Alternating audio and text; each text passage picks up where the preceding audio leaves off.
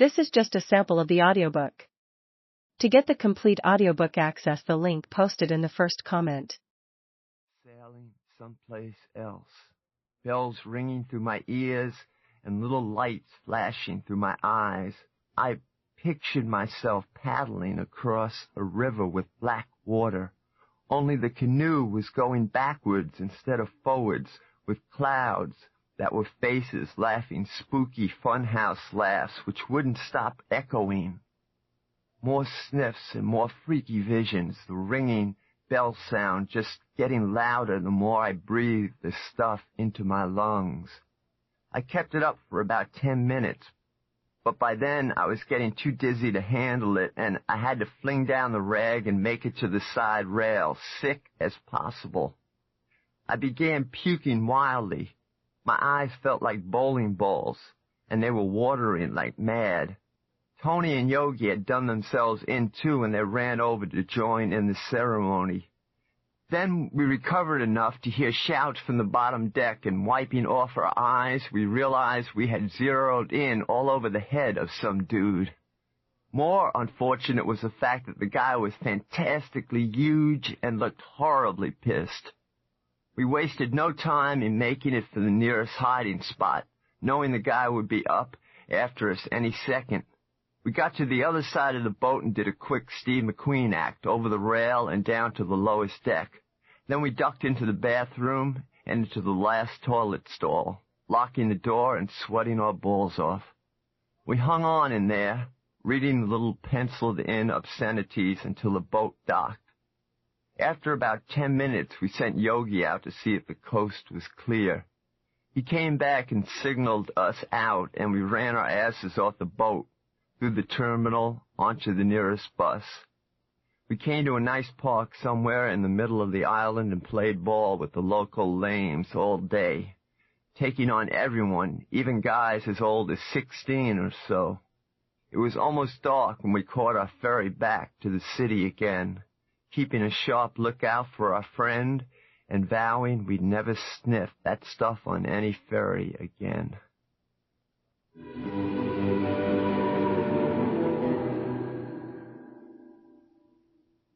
They finally took away old Mrs. McNulty today. She was this incredibly nutty lady who lived right across the alley from our window in the building. She had a very scary habit of going to her sink every night in her bra and panties and offering mass over it as if it were an altar. She knew the mass inside out, but she would interject incredible obscenities whenever the Virgin Mary's name came up, or Christ's name too, for that matter. She had all the standard equipment for the Mass, a gold chalice and all the rest. But at the part that appeared to be what the Catholics considered the consecration, she would shove the thing between her legs and yell like, "Suck me, eat my puss, God," things like that. The stuff she laid down about Mary was always the worst, and I would watch everything quite clearly and really shudder. Not that I was ever really religious, not since I was 8, actually, when one day I went into a church for the first time and tried to make friends with God by asking him to come home with me so we could watch the World Series together. But because I couldn't understand at all what the fuck could ever possess anyone to do something as fruity as that.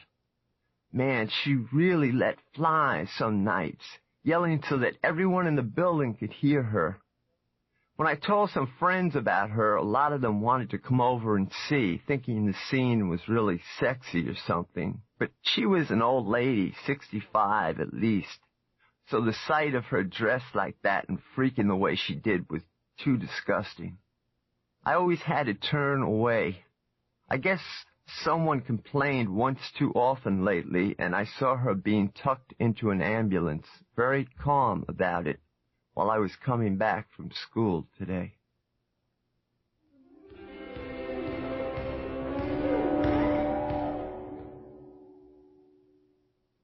Lefty drove us up to the Bronx this afternoon to play some Catholic school in a Biddy League exhibition game.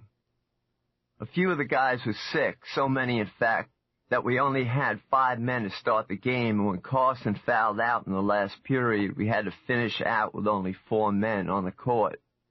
No matter, it was the lamest bunch of saps ever put on a court, the other team, and we wiped them out by at least 40 points. Lefty sure can pick them. So after the swamp, we realized there was another bonus to be had besides winning. Carson had snuck into the other team's lockers after he got the boot and wiped out their valuables. We forced him into splitting up the take, and we slipped our clothes on over our uniforms, no showers of course, and made a fast split out. When we reached Fordham Road down the block, we got Lefty to pull his car into the hamburger joint's lot and put the bite on him for some burgers. Everyone kept their mouths tight about looting the other team because there are 2 things Lefty forbids: using the word motherfucker and stealing from another team so long as they're white. Inside the place, he made it in order that we only get 1 hamburger each, but we all said fuck it to that because the burgers were like these 12-cent skimpy jobs, and you've got to get at least 8 or more to get filled. And that's just what we did. This distressed Lefty no end because the bill came to something like $9 and all he had was a $5. It caused a big scene and embarrassed Lefty, who had to leave his watch with the manager until he got the bread to him. Lefty got the last laugh on us, though, because he hopped into the station wagon in a steam and refused to drive us back to the Lower East Side. This upset us very much, seeing that the bunch of guys we had just robbed were heading toward us in the parking lot with assorted pipes, etc., ready to kick our bitty asses. "Face some music, pricks," chimed Lefty as he tooled out, leaving rubber, leaving us, too, running our behinds off down Fordham Road, where we luckily mobbed into a cab and pulled out toward the nearest downtown subway with a crowd of angry Catholic ball players and their friends, led by a tough-looking Italian priest, his robe flowing behind us.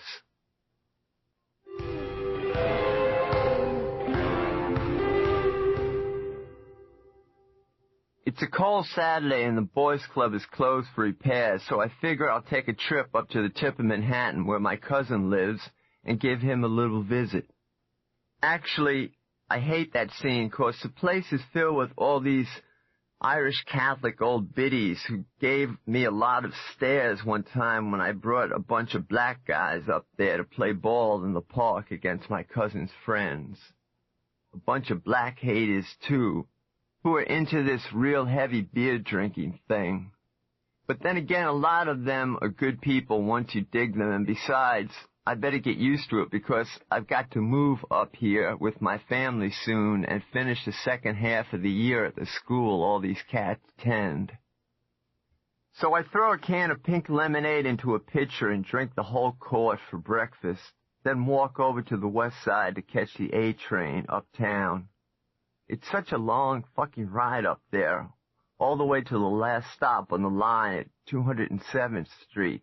It's like I was taking a trip to Albany or something, and I'm glad I brought along this sports magazine to break the boredom.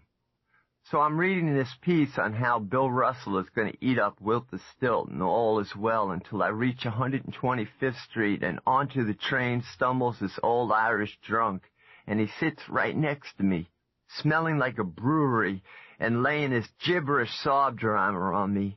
It never fails.